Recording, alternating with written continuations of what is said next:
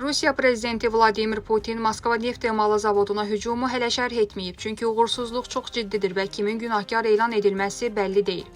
Bunu Ukraynalı hərbi ekspert İvan Timoçko deyib. Moskva haqqında nə deyə bilər? Onlar əllərinə keçəni yerləşdirdilər, hektarlarla əkin sahələrini dağıtdılar, Torbuk, S-300 və S-400-ləri şəhər daxilində, evlərdə və mərkəzlərdə yerləşdirdilər.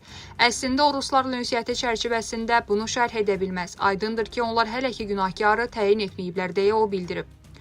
Timoşko qeyd edib ki, Rusiyanın özündə də regionlar arasında müəyyən münaqişə var. Stat, bir-birlərini bəyənmirlər, orada hamı hamıya qarşıdır.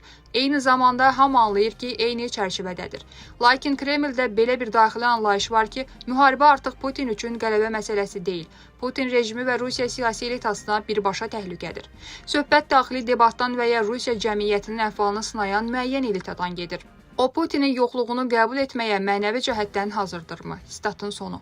Rusiya Xarici İşlər Nazirinin müavini Aleksandr Gruşko İzvestiyaya verdiyi açıqlamada deyib ki, NATO ölkələri 2030-cu illərdə Rusiya ilə hərbi toqquşmaya real hazırlıq görürlər.